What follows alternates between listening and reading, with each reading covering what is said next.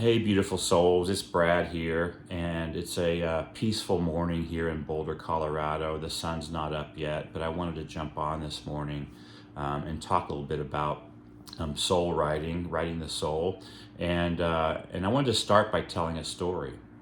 You know, when I was working as a magazine journalist and an adventure writer, um, I took an assignment for the New York Times to write about a man named Gene Savoy. And Gene Savoy was a controversial figure, but I'll focus on sort of his adventure and exploring life. So I met Gene out in Hawaii, on the island of Oahu on the North Shore, and we met in a bar, an outside bar. And he'd been trying to sail around the world in a basically a homemade sailboat. And so I met him here, and we were talking about his adventures in Peru. And he would go into the jungles of Peru and search for lost cities, these vast stone abandoned cities that have been grown over, that had once been occupied by pre-Incan civilizations. Well, at one point, he told me this story about when he got lost in the jungle. And he and his team had been days and days without any sign of where they were, and everyone was becoming quite scared that they might die. Well, one morning he was sitting in his tent looking over maps, and he heard a ringing sound, sort of like a bell, ringing out in the jungle. And his ears perked up, and then he heard it again. And so he went running out of the tent and down to where his men were hacking at the jungle, trying to keep moving forward. And he grabbed a machete from one of his men and began hacking where this man had been working.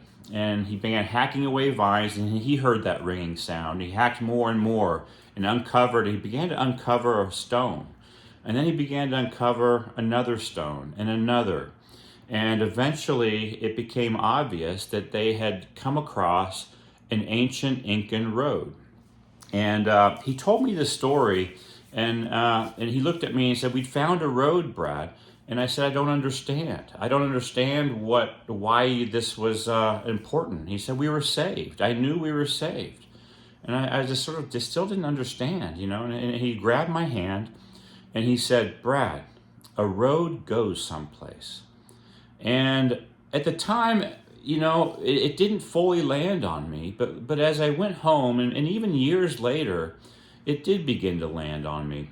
You know, of course, what he said was that a road goes someplace. They knew they would either go into and find an ancient city and then be able to go out, or they would simply be able to go out the road back to civilization, because he knew that those ancient roads were linked up with the modern roads and highways of Peru.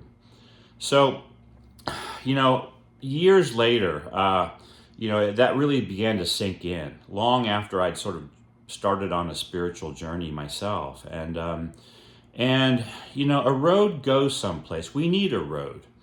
We need a path to take to stay on, you know, this inner journey, to keep finding out who we are. This is why there are, you know, religions. It's why there are different spiritual paths. But you know, sometimes those roads become superhighways and they become very dogmatic.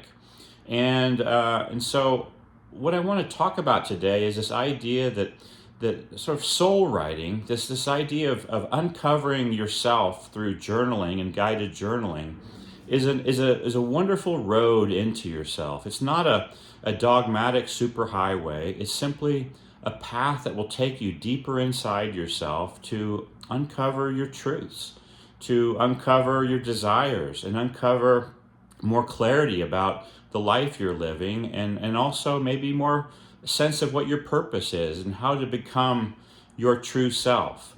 You know, so I want to invite you today. I'm going to stop here because I just wanted to tell that story. And if it's interesting to you to find a road inside yourself, I hope you'll consider signing up for Writing the Soul. It's going to be an 8-week class, and I have 6 co-teachers lined up, and each co-teacher will sort of help us enter our souls, our deepest essence, from a different angle, a different perspective.